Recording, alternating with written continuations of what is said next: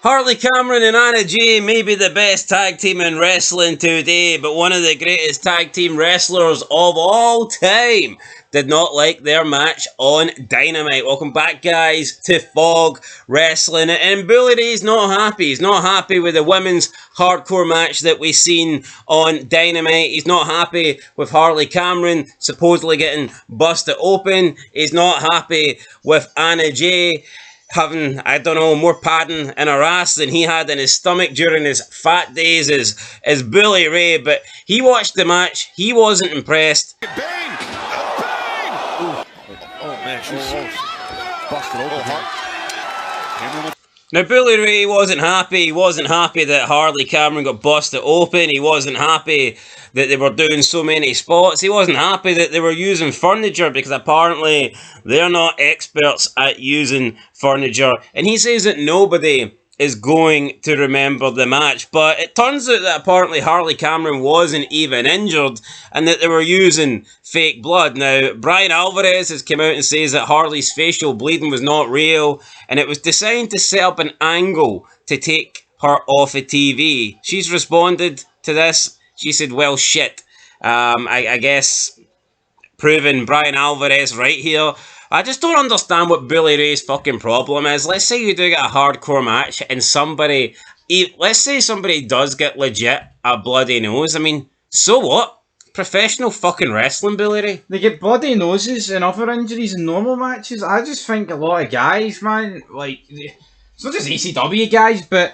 It's also Bully Ray's a WWE guy, right? He's up their arse. The LFG show, you know, him and Dave LaGreca, man, they couldn't be up more further deeper, man, in Triple H's nostrils. But it's like, look at the state of Kevin Owens and Sami Zayn, you know, putting on their hardcore match, right? Not only was it fake as fuck, right? It put Kevin Owens on the shelf for about a year. Yeah, I know, and it didn't even fucking look good. Now, Harley Cameron was supposedly injured at AEW Double or Nothing, and the reason why they did the whole bloody nose thing in this match was supposed to be just to write her off TV for a bit.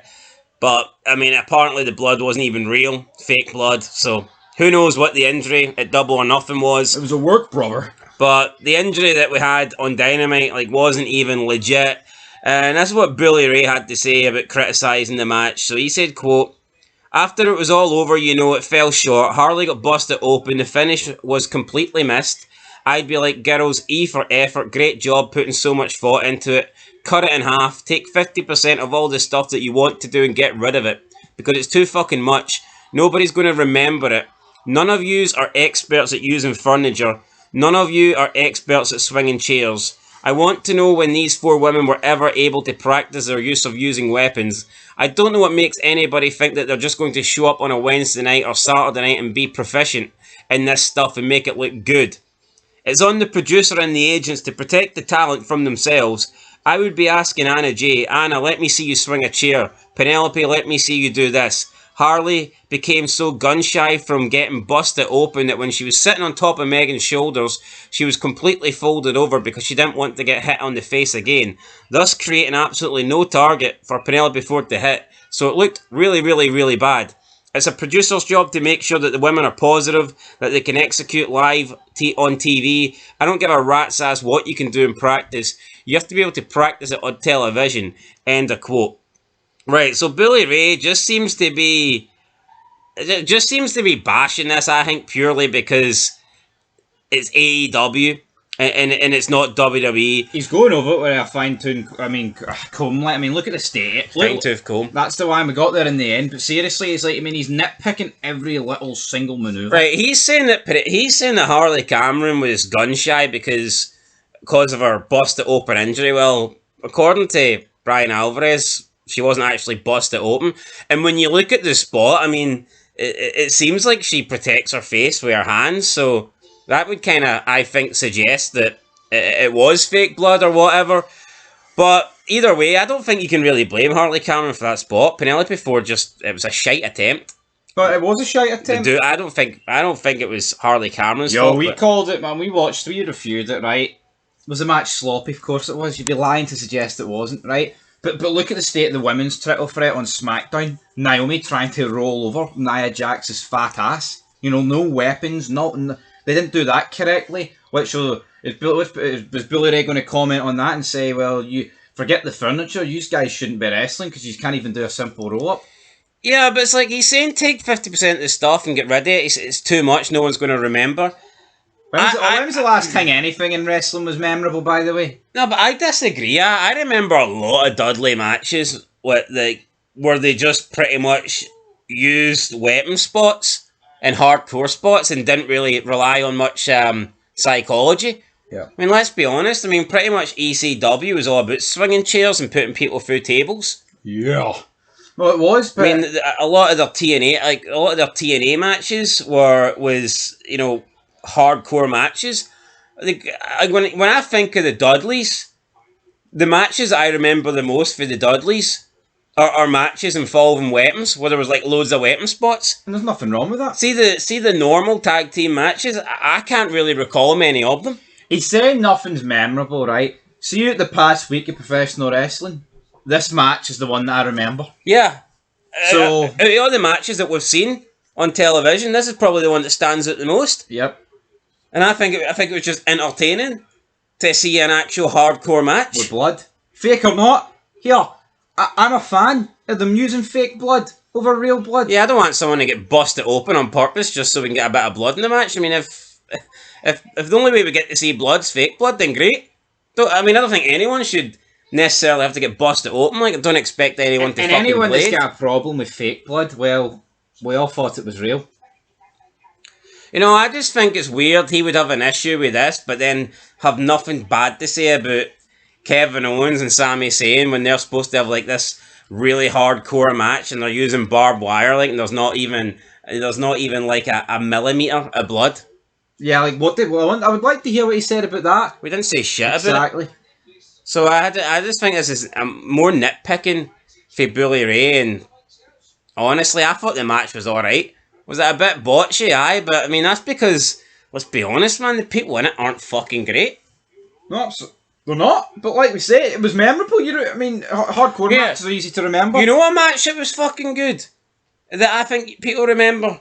Beal and McGillicuddy versus Bill Alfonso. How many chairs did they swing? They weren't known for swinging chairs. No, of course they weren't. But here, that was a memorable match. Just purely due to the fact Bill Alfonso fucking almost died for a blood loss. Yep. Oh my god! Do you not agree? No, it was, but Billy Ray. We see it, man. These guys, they turn it up. They turn it up double for AEW. They do WWE. They do. Every single day of the week, man. Even like Stevie Richards, right? It's like they emphasize the botches and things like this tenfold in AEW compared to WWE. Also, I think he's partially doing it because it was like women, and he wouldn't criticise women like this in WWE because of his wee cushy job. Aye. This guy, Cushy. he would never dream of suggesting that women shouldn't be treated equally as men in WWE, but I feel like the majority of his reasoning for not liking this match is because it was women in it. And he felt like he's like, I just can't really imagine him talking about men like this, or they're not experts in using furniture. We need to see them swing chairs. Yeah. Is Sami Zayn and Kevin Owens expert in swinging chairs? Yeah, I know, are they? Who's an expert in swinging fucking chairs? Unless your name's like Axel Rotten or something, or Balls Mahoney. I mean, Edge and Christian could deliver a good concerto, but who really practices like 2 hours a day swinging chairs? I know. It's a weird comment to make. Very weird. Don't really understand it. I thought the match was alright. I enjoyed it. And he's just been overly critical of it for, I don't know, no reason. I mean, I think this is one of the most memorable and more entertaining matches I think we've seen in a while. No, absolutely. Fucking, AEW, say what you want, but when they have a hardcore match, there's some decent enough stuff. Tell you what, I mean, these women swung a chair better than Hulk Hogan ever did. Yep. So is someone going to say to Hulk Hogan, "No, you can't swing a chair"? Hold on, man. To practice it, Hogan. Hulk Hogan's the guy that put the fucking asses into chairs. Exactly. I mean, he's the guy that made people sit down and fucking watch. He's entitled to swing a chair like a fanny if he wants. You know, I just don't get it, man. I think Billy Ray's been overly critical of this match, Over filth. and then he just seems to be hell bent on blaming Harley Cameron for that spot when it wasn't even legit blood. So I don't know. Anyway, Billy Ray wouldn't have said this shit if it happened in WWE, although. Wouldn't it happen in WWE because you don't get anything entertaining in WWE. You don't get blood. You don't get shit. No, but when was last time you actually had like a wee hardcore match And in you WWE? get butch women. No, but see when they do give you something in WWE, it's like a 34th Street Christmas fight, and it's like the fake phony. No, but it's like this for retards. man, it's like the fake phony shit you can get. He's using a candy cane, Mara. I mean, I actually applaud these women for fucking using a wee bit of weapons and giving us some hardcore action. Anyway, that's it, guys. Let us know your thoughts. Billy Ray, absolute sell it. You know, this guy made a career out of furniture. You know, I know. Ridiculous. Imagine people says to Billy, imagine McMahon, when the Dudleys came to WWE, if he says, aye, you guys don't have a degree in setting up furniture. You guys have never worked for IKEA, so therefore you're not allowed to use tables. Well, that would have fucked the Dudleys, wouldn't it? 50% of the table, get it the fuck out of here. Guy had no issue putting Mae Young through a table. And how memorable was that? Exactly. No, I mean, that's like one of the biggest moments in the Dudleys. Maybe not even the Dudleys. Is it one of the biggest moments in Raw history? I'm not too sure, but it's a memorable moment. Of course and it's a moment that will always be talked about. Yep. Iconic. Was Mae Young... Was Mae Young experienced with furniture? Was she experienced in table bumps? Of course she was. Well, then she shouldn't have took that move. Yep. But Billy Ray should have pulled her aside and went, I don't care what you can do in practice. I don't care what the agent said. You know, I don't care what you can do in practice. Mae Young, you've never went through a table live on TV, so I ain't doing it. I ain't doing it, pal. But all of a sudden, you know, different rules back then, but now he's got an issue. You know, FUD. bullshit. Anyway, guys, let's know your thoughts. Peace.